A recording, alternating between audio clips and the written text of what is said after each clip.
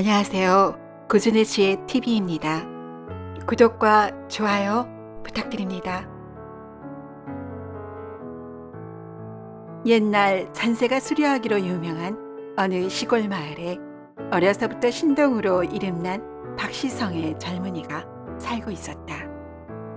마을 사람들은 좋은 집터를 접어서 그렇다느니 또 그 집안 선조들의 내력을 부모로부터 익히 들었던 이들은 박도령의 주상이 어려운 이들을 돕고 많이 베풀어서 음덕을 많이 쌓아 뒷산의 산신령이 머리가 비상한 아들을 점지해준 덕분이라고들 말하였다.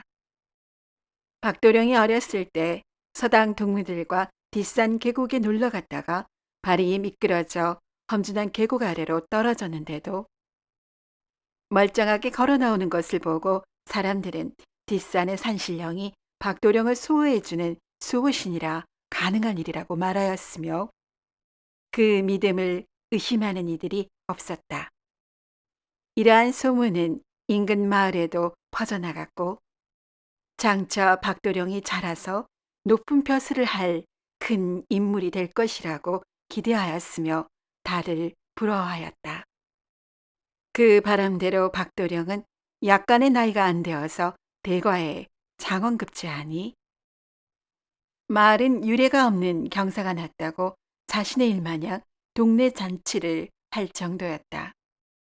박도령네는 여유롭지가 않은 시골 살림살이라 가족이 모두 한양으로 이사할 형편이 되지 못하니 많은 마을 사람들의 환송을 받으며 박도령 홀로 한양의 벼슬살이를 하러 떠났다. 이렇게 시작된 한양에서의 벼슬살이는 영민하고 대쪽 같은 품성의 박선비에게는 순풍에 돛을 단 듯 순조로웠다. 장원급제자인 만큼 다른 급제자와는 달리 품계를 몇 단계나 뛰어넘어 종육품에서 벼슬살이를 시작했고 얼마 되지 않아 한 차례 승처하여 정육품 사원부 감찰이 되었다. 상황이 이러하니 박선비는 나름 주어진 임무에 충실하였으며 자부심 또한 남달랐다. 관리들의 비위를 감시하는 등의 일을 맡다 보니 많은 관료들이 그의 면전에서는 웃는 낯을 보였으나 등 뒤에서는 흉을 보기 일쑤였다. 어허, 자네도 봤는가? 박감찰, 어린 놈이 너무 일찍 감투를 썼어.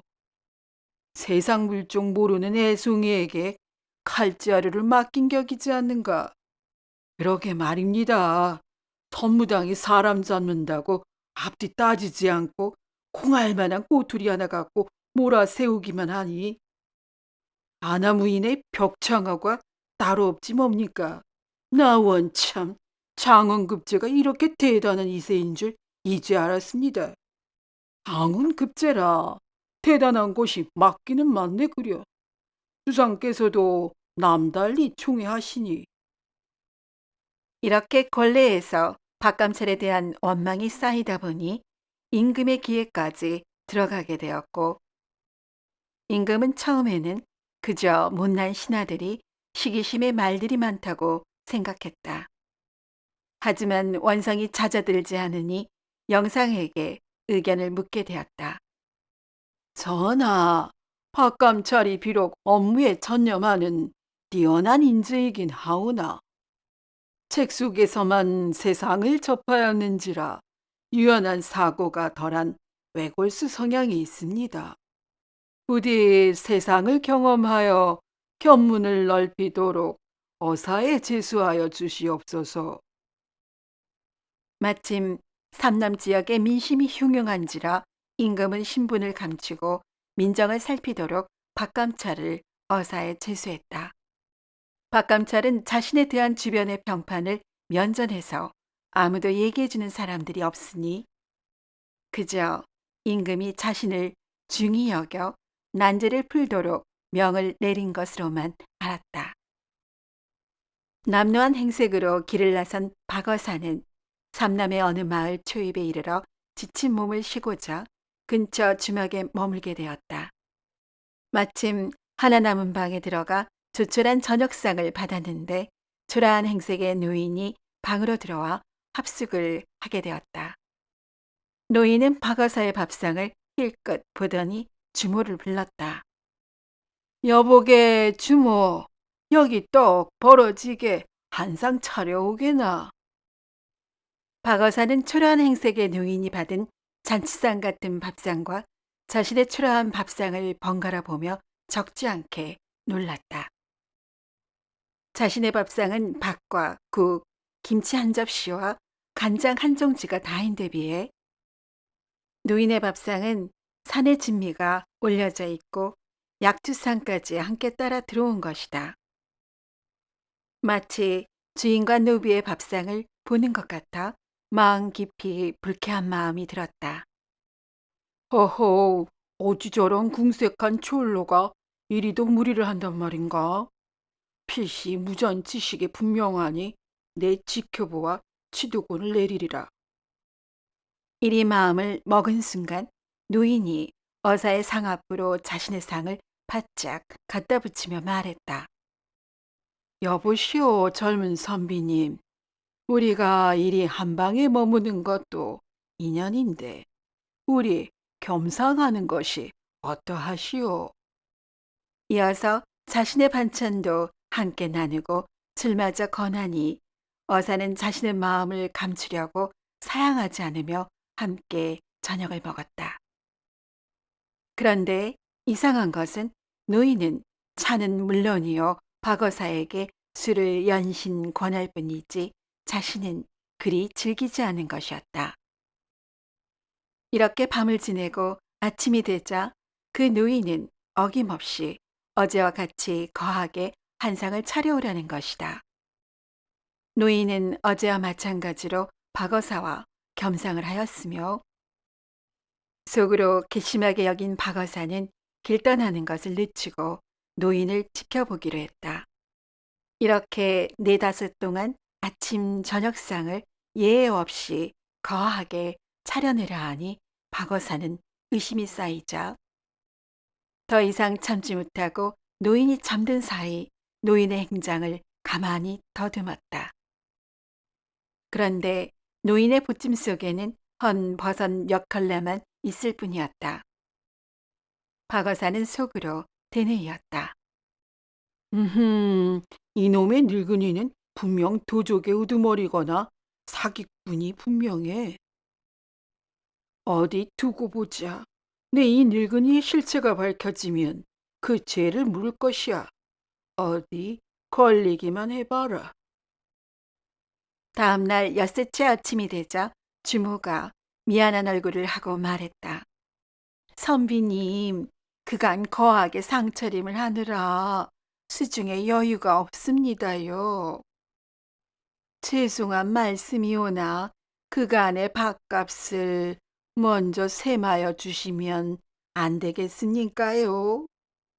오, 그래. 알았네. 내 오늘 오후에 그간 밀린 셈을 치르겠으니 아무 염려 말게나. 이리 말한 후에 노인은 마루에 나가 이 친구가 어찌 이리 안 오는 게야라고 말하며 누군가를 기다렸다. 이 모습을 본 박어사는 자신의 생각대로 노인은 도적의 우두머리가 틀림없다고 확신하였고 지금 노인은 그 무리를 기다린다고 생각하였다. 그렇게 시간이 흐르자 어느 사내가 등에 무거운 짐을 짊어지고 노인이 앉아있는 마루에 걸터 앉았다. 사내가 흐르는 땀을 닦으며 한숨을 내쉬자 노인이 반가운 듯 사내에게 말했다. 이 사람아, 어찌 이리 늦었는가? 아니, 어르신, 대관절 누구신데 저에게 그리 말씀하십니까? 어허, 자네는 나를 알지 못하나. 나는 자네를 안다네. 아무 마을 사는 아무개 아닌가? 아니, 어르신께서 어찌 저를 아십니까? 자네가 근자에 아내를 잃고 이리 찾아 나선 게 아닌가? 이리 말하자 사내는 깜짝 놀라며 그 자리에 엎드려 절하며 자신의 아내를 찾을 수 있게 도와달라고 간청했다. 어허, 내 자네의 딱한 사정을 알고 예서 몇 날을 자네만 기다려왔다네. 우선 좀 쓸 데가 있으니 열 된냥만 내놓게나. 이 말을 듣고 사내가 주춤하니 아내를 찾아다닐 요량으로 짐 속에 돈 100냥을 넣고 다닌다는 사실을 노인이 맞추자 사내는 황급히 노인에게 10댄냥을 바치다시피 했다. 노인은 주모에게 그간의 밥값을 치르고 사내에게 말했다.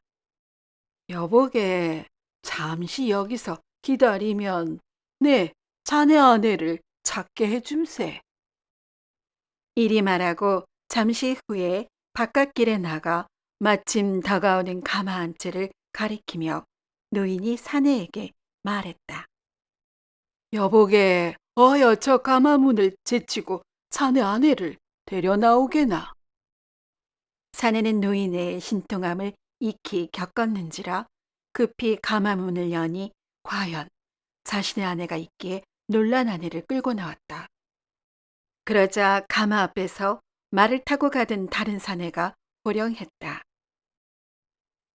대체 어떤 놈이 백주대로에서 남의 한 여자에게 손을 대느냐? 이에 노인이 앞에 나서며 말탄 사내에게 호통치며 말했다. 네, 이놈. 아무 마을 부의 아들로서 어찌 남의 아내를 훔쳐가느냐? 목숨이 아깝거든 썩 물러가거라. 잠시 후면 관아에서 포졸들이 네 놈을 잡으러 들이닥칠 것이다. 이 말에 말탄 사내가 급히 도망치자 뒤에서 자신의 아내를 쏘아보는 사내에게 노인이 말했다. 여보게, 자네가 나를 만나지 않았다면 자네가 아내를 찾지 못했을 것이니 내 말을 잘 듣게나. 금년에는 비록 자네 내에게 조금 불미한 일이 있었으나 자네가 아내를 더는 의심하지 않고 잘 지낸다면 남은 여생 무탈하게 살아갈 것일세. 그리 하겠나? 이 말에 사내는 잠시 생각하더니 아내를 향한 매서운 눈길을 거두고 노인에게 나머지 돈을 전하며 감사말을 전했다.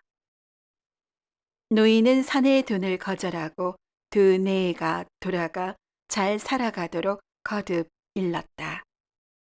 박어사는 이를 보고 말탄 사내와 그 아녀자를 벌하지 않으려는 노인의 처사에 놀랐으며 혼란스러움에 그 자리에 서 있을 수밖에 없었다. 이를 눈치챘는지 노인은 너털 웃음을 웃으며 자리를 털고 일어나서 박어사에게 물었다. 나는 이제 갈 길 가려는데 선비님은 어디로 가시려오? 이 말에 박어사는 얼떨결에 노인에게 말했다. 아, 예, 저는 본디 정한 곳이 없으니 어르신께서 가시는 대로 동행하고자 합니다만 그리 해도 괜찮으시겠는지요? 박어사는 노인의 뜻밖의 처사에 놀라 노인을 따라가면 과연 무슨 일이 생길까 하는 궁금함이 일어났고 한편으로는 노인의 본색을 밝혀보겠다는 공명심도 발동했던 것이다. 이렇게 노인을 따라가다 산 중턱에 이르자 박어사는 노인에게 잠시 쉬어가자고 했다. 박어사는 짐짓 노인의 본색을 캐내어 잘못이 있다면 죄를 묻겠다는 심산이었다. 쉬어가자는 박어사의 청에 응하며 자리에 앉자 노인이 말했다. 여보시오, 선비님. 비록 우리가 통성명을 하지 않았으나 수일을 함께 지내며 내 호의를 보였건만 어찌 나를 의심하는 것이오? 이 말을 듣고 박어사는 자신의 마음을 노인에게 들킨 듯하여 놀라 그만 그 자리에서 사과했다. 어르신, 제가 세상 견문이 짧아 잠시 의혹을 품었습니다. 앞으로는 그리하지 않겠으니 너그러이 용서해 주십시오. 박어사는 이리 말하며 노인과 계속 동행하기를 청했다. 두 사람은 점차로 인적이 드문 산골 마을로 접어들기 시작하였다. 박어사는 노인이 어느 정도 신통함을 지녔다고는 생각했지만 여전히 당초의 의심이 사라지지는 않았다. 마침 허기가 지고 목이 말라 노인을 한 번 더 시험해 보기로 했다. 어르신, 먼 길을 걷다 보니 목이 마르고 허기가 지는데 근처에서 탁주나 좀 얻어 마셨으면 좋겠습니다만 무슨 수가 없겠는지요? 이 말에 노인은 잠시 주변을 살피더니 마을 우물가에서 물을 깃는 아낙네를 불렀다. 하지만 아낙네는 못 들은 체하고 지나가기에 노인이 한마디 했다. 어허, 어찌 저 아낙네는 오늘 자신에게 절명의 위기가 닥쳐 있는 줄 모르고 사람 말을 무시하고 바쁘게 길을 가는고. 이 말을 듣자 아낙네는 가던 길을 멈추고 노인을 돌아보자 노인이 말했다. 여보시오, 우리가 먼 길을 나서 잠옷 허기 지고 목이 마르니 닭주 한 병을 내어 주시면 어떻겠소? 아니 어르신, 이 깊은 산중에 어디 술 한 병이 있겠습니까? 더 이상 아녀자를 희롱하지 마십시오. 어허, 집안 광 한편 항아리 속에 어느 남정네에게 주려고 모셔둔 술병이 있지 않소. 내 말을 따르지 않으면 화가 미칠 것이니 겉으로 듣지 마시오. 이 말에 아낙네는 자신의 속내를 노인이 훤히 꿰뚫고 있는 것 같아 흠칫 놀라며 약간은 경계하는 눈빛으로 술병을 가져다 주었다. 노인은 술병을 받아 자신은 마시지 않고 박어사에게 넘겨주었다. 이어서 노인이 아낙네에게 말했다. 좋은 술을 주셨는데 어찌 그 대가를 치르지 않겠소? 오늘 날이 저물어 가면 이웃집 노파에게 청해 오늘 밤 함께 잠을 자도록 하시오. 이어서 남편이 출타 중인 것처럼 집 근처 숲속에 숨어서 외간 남정네가 아내 혼자 있는 집에 출입하는 것을 의심하여 염탐 중이고 여차하면 아내와 간부를 해하려는 마음을 지니고 있다고 전했다. 아낙네는 자신의 그릇된 행동이 다 탄로난 듯해서 부끄러움에 얼굴이 상기되어 연신 노인에게 고맙다고 했다. 옆에서 지켜보던 박어사 역시 노인의 신통함에 그동안 품었던 의심이 사라지며 부끄러운 마음이 들었다. 내 어찌 내 경험만으로 남을 의심부터 하고 그럴 것이다 단정지었단 말인가? 옆에서 노인은 박어사의 마음을 읽기라도 한 듯 빙그레 웃으며 말했다. 어허이, 이제야 의심증이 풀렸나 보. 내가 더는 선비님께 용건이 없으니 각자 갈 길로 가십시다. 아니 어르신, 제가 어르신의 신통함을 수차례 의심하였습니다. 하지만 앞으로도 저에게 가르침을 주시는 스승님이 되어 주십시오. 박어사는 이리 말하며 노인을 붙잡았으나 노인은 다시 빙그레 웃으며 말했다.